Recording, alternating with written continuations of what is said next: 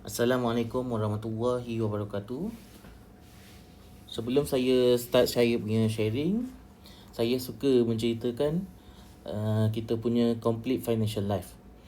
Dalamnya kita bercerita mengenai Islamic Wealth Management.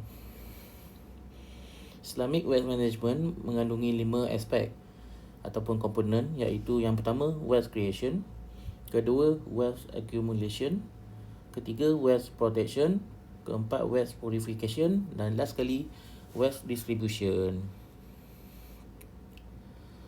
Komponen pertama iaitu wealth creation. Basically adalah apa yang kita buat untuk dapat income.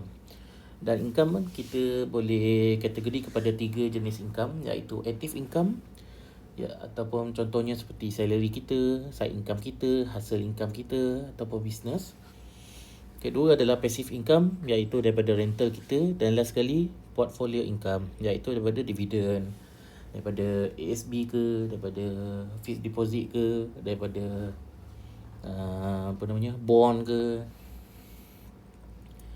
Komponen kedua dalam Islamic Wealth Management adalah wealth accumulation, ataupun senang kata kita panggil kita punya saving ataupun kita punya investment. Bila kita cerita pasal investment, kita ada 2 strategi, iaitu pertama adalah kita guna duit kita ataupun self funded. Yang kedua adalah kita menggunakan ada people money.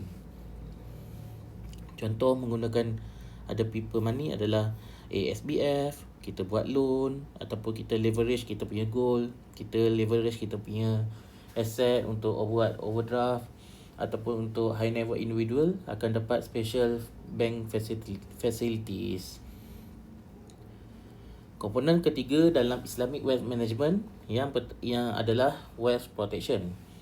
Wealth protection basically adalah takaful lah kalau bagi orang Islam, ataupun insurans. Kenapa perlu protect? Sebab kita hidup, dan apabila kita hidup, kita akan ada risiko dalam kehidupan. Tetapi ada seorang je ataupun satu jenis manusia yang tak ada risiko dalam hidup dia. Cuba teka siapa? Okey, jawapannya adalah orang yang dah meninggal. Jadi bila kita cerita pasal life risk ni, basically ada 3 saja, iaitu living too long, kedua adalah living too short, ataupun kita menggunakan resources untuk hidup. Komponen yang keempat dalam Islamic Wealth Management adalah wealth purification. Basically sebab kita adalah orang Islam, kita perlu sucikan harta kita dengan cara kita membayar zakat, kita sedekah, kita korban setiap tahun, dan kita infakkan harta. Dan last sekali adalah wealth distribution. Wealth distribution basically adalah estate planning ataupun pengurusan harta pusaka. Kita perlu buat wasiat, kita perlu hibahkan harta kita, kita perlu lantik penama, lantik pentadbir harta, sebab hanya ayah atau suami saja yang boleh melantik.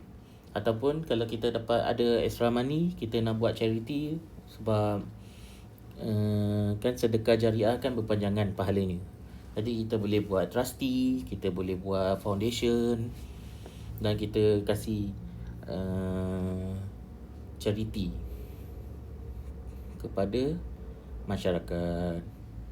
Basically itu saja sharing saya mengenai our complete financial life, iaitu Islamic Wealth Management.